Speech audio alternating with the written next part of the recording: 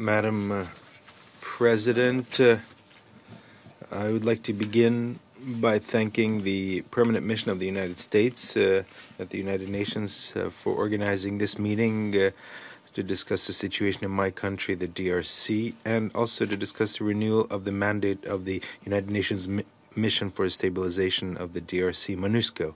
And also thank you for giving me an opportunity to take the floor here at the Council. I'd like to take this opportunity to once again reiterate my congratulations for the excellent work that you have been doing throughout this month of December 2019. I would also like to express to the Security Council the gratitude of my government and of the Congolese people for the efforts that have been made over several years by the United Nations as it continues to work to restore peace and stability in my country. I would like to in particular thank Mr. Antonio Guterres, Secretary General of the United Nations, for his determination and his personal involvement in finding a solution to achieve lasting peace in the situation, in particular in the eastern part of the DRC. Madam President, the government of the Democratic Republic of the Congo takes note of the adoption today of resolution of the resolution just adopted that 2502, which extends, renews the mandate of MONUSCO for another year. This time we'll take advantage of this period of time to strengthen our strategic dialogue with the United Nations until an orderly and gradual withdrawal of MONUSCO. This important decision by the Council is certainly not a mere formality or routine decision, but rather a renewal of a joint commitment. The government of the DRC, United Nations, the Great Lakes region, as well as other partners, will work together to promote peace, security, and stability in the DRC and in the Great Lakes region in order to achieve the dream of lasting, of sustainable development and economic integration in the region. Madam President, peace and security are essential factors for the stability of the Great Lakes region, which requires a strict respect of adherence to the agreements concluded and the political determination of the leaders to work together for the harmony of the region. The easing of tensions and the dynamic of cooperation that has been observed throughout this year since taking of office by His Excellency President Tshisekedi I think presage a better future for the region. Now, in particular, with regard to the security situation in the DRC, while generally it is calm, it is still dominated by the activity of certain armed groups, national and foreign groups, as well as intercommunal conflicts, especially in the eastern part of the country.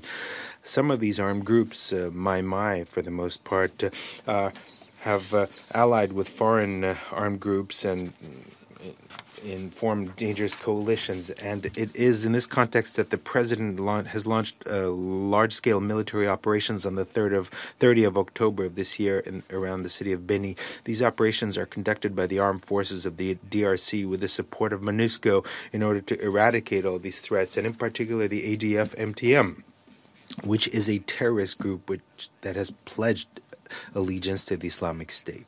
The military pressure by the armed forces has started to bear fruit, and I can mention several examples. The neutralization of several Mai militiamen and the seizure of several pieces of military equipment in Mwera in the territory of Fizi on the 2nd of November. The surrender of 20 Mai combatants in Gungu in the Masisi territory in the North Kivu on the 25th of November. The surrender of 120 combatants of Mai Kalumne group in the South Kivu on the 2nd of December. The destruction to the tune of 95% of the bases of the negative forces of the CNRDT with some 1,712 captured soldiers, including 245 combatants and 10 political leaders of the spoiler movement at Kalele in South Kivu on the 4th of December. The recapture and control of a number of ADF-MTM strongholds, in particular Mayangose, Mapubu Carrier, and the neutralization of several leaders of the FDLR FOCA, such as Sylvestre Madakumura, Juvenal Nsamibana, alias Jean-Michel Africa, and Charles Kakule. Now, in spite of these strides,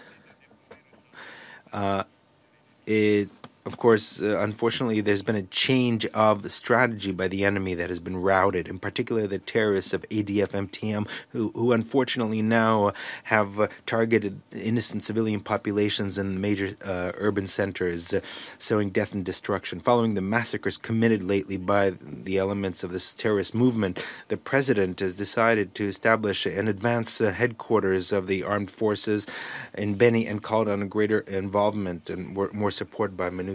The head of state also replaced all the command staff in the operational zone and redeployed all these soldiers by transferring 11,000 soldiers that were present in the area, and in fact has deployed a larger contingent of 21,000 soldiers. Furthermore, the armed forces of the DRC have proceeded to establish a rapid intervention brigade and special forces which are currently deployed in this part of our national territory to ensure the victory by our armed forces.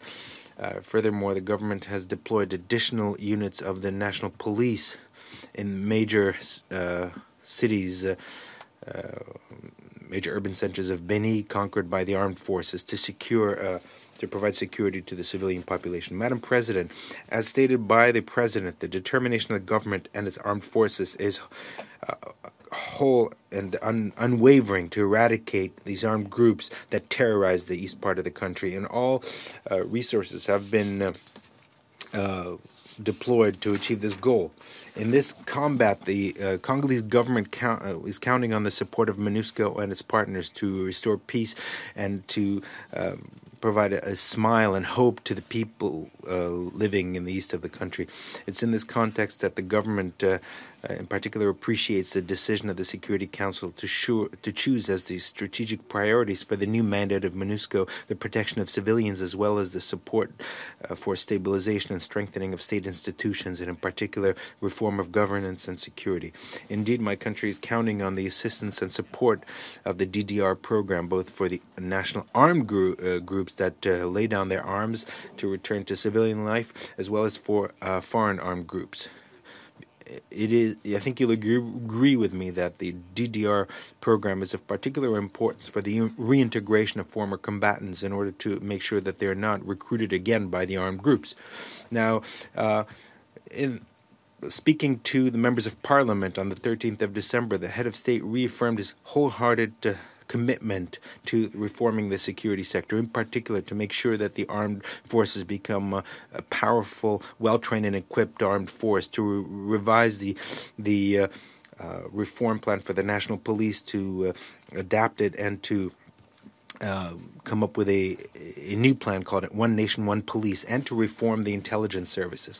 Madam President, the idea of concentrating MONUSCO troops in the 6 provinces where their presence is considered necessary is very much in line with the request of the government to focus on the provinces where the threat level is high and to reduce their presence in areas where the threat is no longer as serious. It is in this context that the President requested a reconfiguration of MONUSCO, which was focusing on a qualitative adjustment of troops, there should be less troops, that they should be better equipped and experienced in asymmetric warfare. My government intends to continue deepening discussions on this topic in the framework of our strategic dialogue. Madam President, respect for human rights and fundamental freedoms is a constant concern for the government. A government that ensures respect for democratic liberties inherent to democracy, and in particular by the supervision by trained professionals of public demonstrations. In this context, the fight against violations of human rights and violations of humanitarian law against children in territories affected by the conflict. Bearing this in mind, the government continues to apply the roadmap which was developed in order to put an end to the recruitment and the use of children by armed groups and to prevent sexual violence. Furthermore, Congolese judiciary continues in full independence and in a professional way the hearings in the framework of the investigation of the killing of the 2 UN experts, bearing in mind the evidence obtained by the International Investigation Mission and the additional evidence by the Special Prosecutor. The last hearing, the 32nd, was held on the 3rd of December, the Special Military Tribunal in Western Kasai. ex-province of Western Kasai. Madam President, allow me to conclude by recalling that the resolution that your council has just adopted seeks to improve the performance of MONUSCO in order to put an end to the suffering of the populations in the east of my country. A situation, as you know, that has led to the millions of deaths. And all of the people of the DRC have expressed their impatience and their desire to see this situation ended. It is now important to implement these to achieve this goal. I would like to I conclude by thanking all the troop contributing countries as well as the Blue Helmets who have accepted a tremendous sacrifice to fight for peace and security in my country.